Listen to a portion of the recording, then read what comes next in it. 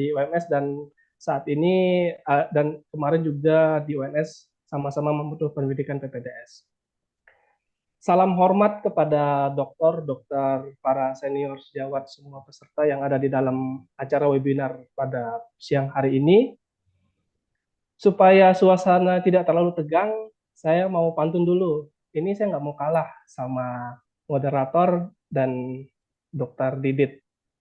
Saya coba untuk menyampaikan pantun saya.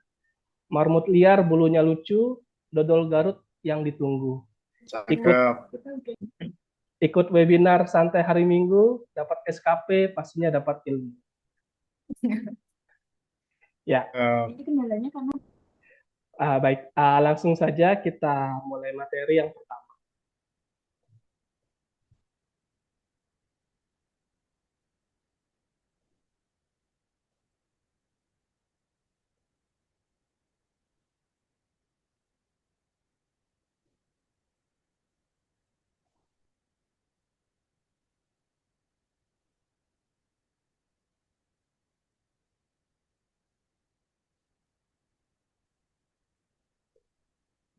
Baik, apakah slide sudah terlihat di Zoom? sudah dokter. Oke, baik.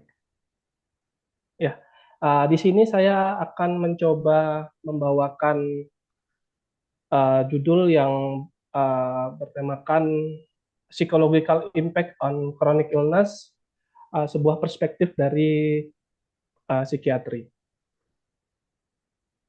Kita masuk pada pendahuluan.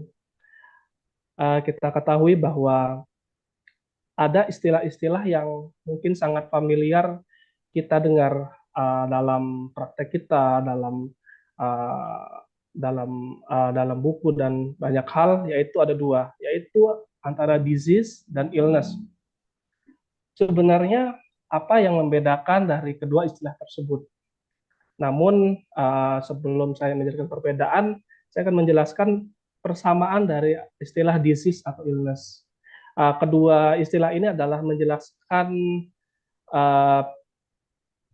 menjelaskan sebuah arti bahwa ada penyimpangan yang apa dikatakan normal dalam konteks di sini adalah kesehatan dan medicine. Disease sendiri bersifat objektif, bagaimana suatu penyakit tertentu itu jelas ditegakkan seperti adanya biomarker. Disease di sini sendiri ini bisa kita lihat dalam praktek sehari-hari seperti TB paru, diabetes mellitus yang dimana penandanya ketika diabetes mellitus itu ada peningkatan gula darah yang melebihi batas normal. Nah, sedangkan illness atau Indonesia juga kesakitan yang berarti persepsi kesakitan yang dialami setiap orang. Nah, untuk persepsi ini bersifat subjektif dan memiliki tingkat atau variasi yang sangat berbeda.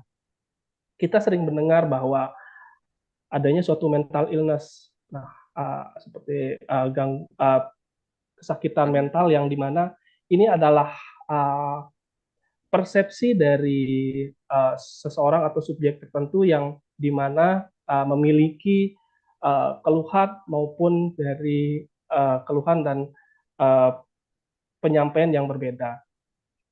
Dan illness sendiri bisa selain mental illness kita sering temui adalah tingkat kesakitan nyeri. Nyeri sendiri di sini memiliki persepsi yang berbeda-beda antara orang satu dan orang lain tergantung dari experience atau pengalaman nyeri yang sebelumnya. Baik, selanjutnya saya masih masuk dalam pendahuluan. Satu penyakit kronis itu memiliki risiko 2,6 kali mengalami gangguan mental emosional. Dan dua penyakit kronis berisiko 4,6 kali mengalami gangguan mental emosional, dan 3 penyakit kronis atau lebih itu memiliki risiko yang lebih banyak atau 11 kali berisiko mengalami gangguan mental emosional. Uh,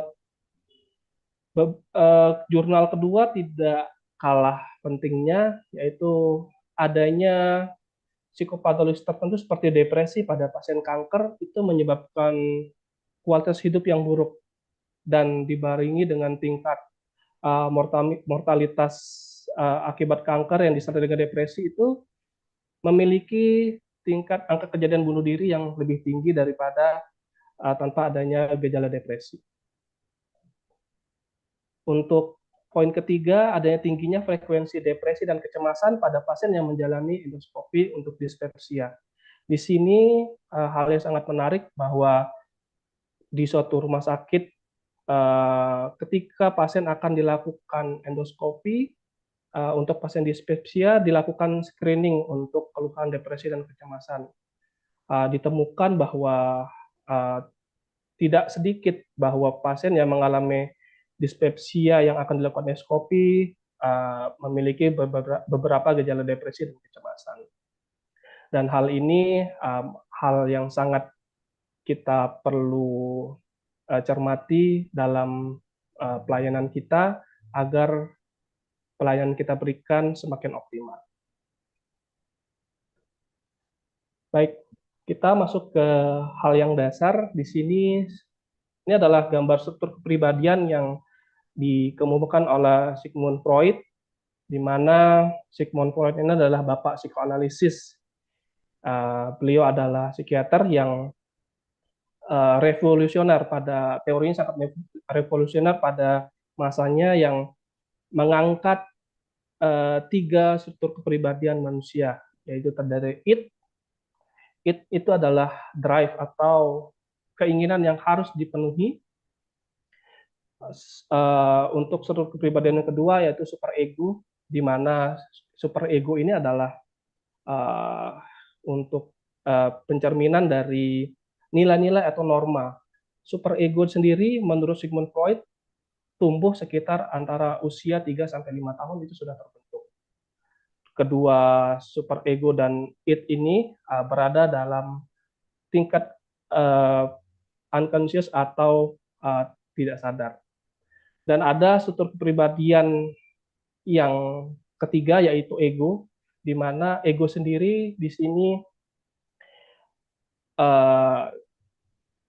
tingkat kesadarannya itu tingkat kesadaran atau conscious, di mana ego sendiri memiliki fungsi untuk memilih bagaimana keinginannya yang harus dipenuhi atau dibarengi dengan pertimbangan atau penalaran dengan superego atau norma. Nah, insting manusia sesuai dengan teori dari Sigmund Freud dibagi atas dua, yaitu eros cinta atau hidup, di mana insting manusia itu mempertahankan hidupnya. Ketika lapar dia akan makan, ketika dia sakit akan berobat. Dan insting yang kedua yaitu thanatos, yaitu mati, di mana insting manusia yang kedua ini bersifat destruktif atau bisa dikatakan masokis atau yang berkaitan dengan self harm atau bunuh diri. Berikut adalah siklus emosi dalam berduka secara normal. Ini yang disampaikan oleh Kubler-Ross, yang dimana terdiri dari 5 siklus. Yang pertama, ketika orang sedang berduka dalam suatu keadaan, dia akan mengalami fase denial atau penolakan. Pada fase denial, seseorang akan mengalami suatu ketakutan atau sesuatu hal yang mengejutkan. Setelah seseorang mengalami proses penolakan, proses selanjutnya atau siklus selanjutnya dia akan marah atau anger, di mana dia akan merasakan frustasi maupun kecemasan. Di tahap ketiga yaitu ada fase depresi, di mana pada saat ini seorang yang dalam berduka akan merasa tidak bersemangat dan merasa hopeless atau hopeless. Selanjutnya untuk siklus yang keempat, di sini mulai seseorang melakukan bargaining, di mana dia akan menceritakan sebuah cerita kepada orang lain atau mencari sesuatu atau mencari tempat untuk berkeluh kesah. Untuk yang terakhir di sini adalah fase yang ditunggu adalah fase acceptance, di mana di sini seseorang akan menemukan jalan hidupnya atau menentukan plan-plan atau rencana yang akan dilakukan selanjutnya. Untuk konsep sakit dan dari segi psikososial yang kita ketahui, di sini saya beberapa merangkum dari beberapa jurnal. Seseorang yang terdiagnosa penyakit selanjutnya akan mengalami atau berada pada tahap dunia yang baru. Pada dunia yang baru ini, secara harfiah manusia akan melakukan adaptasi, yang dimana adaptasi ini terdiri dari faktor internal dan eksternal. Untuk faktor internal sendiri dibentuk oleh coping atau bagaimana seseorang itu dalam menghadapi suatu persoalan atau permasalahan. Coping sendiri terbentuk dari perjalanan hidupnya atau psikodinamiknya dan ciri kepribadian tertentu. Untuk faktor eksternalnya di sini beberapa faktor, yaitu adalah lama sakitnya, pengetahuan tentang penyakitnya, keparahan penyakitnya, dan tidak kalah pentingnya adalah dukungan sosial. Dari adaptasi yang dilakukan oleh seseorang tersebut akan mempengaruhi kognitifnya atau cara berpikirnya dan cara dia berperilaku. Di sini ketika adaptasi yang dilakukan kurang adaptif atau tidak bisa beradaptasi dengan keadaan yang baru, maka akan memunculkan psikopatologi tertentu, yang dimana luarannya dapat berupa seperti putus asa, kualitas hidup yang menurun, dan kesadaran untuk berobat atau sembuh juga akan cenderung menurun.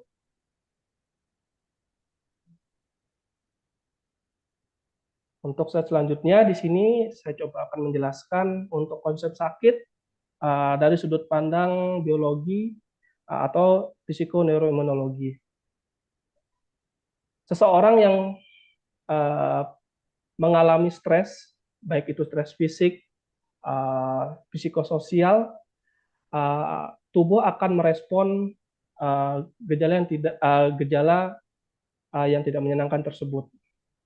Mulai dari hipotalamus yang akan melakukan corticotropin releasing hormone, yang selanjutnya diturunkan ke anterior pituitary, di mana ada corticotropin hormone yang akhirnya pada korteks adrenal yang menghasilkan kortisol.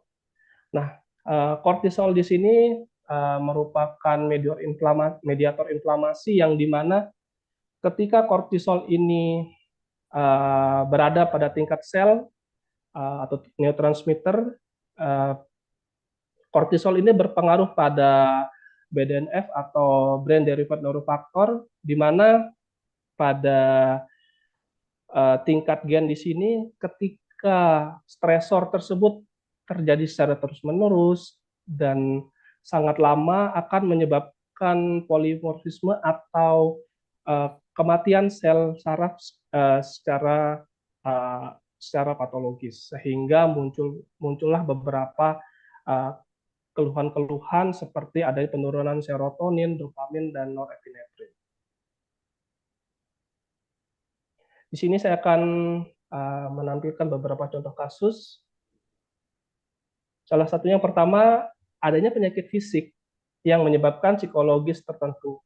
Contohnya di sini adalah ketika ada satu pasien post-op amputatum antebrachydextra, setelah menjalani beberapa hari dalam hidupnya, dia mengalami frustasi yang cukup berat, yang dimana setelah digali dengan secara pemeriksaan secara psikiatri, bahwa pasien tersebut mengalami gangguan penyesuaian akibat sesuatu hal yang menimpa dirinya. Untuk contoh kasus kedua, adanya psikopatologis tertentu menyebabkan sakit fisik. Nah, di sini yang saya ambil contoh adanya anoreksia nervosa, di mana pada anoreksia nervosa di sendiri pasien tersebut eh,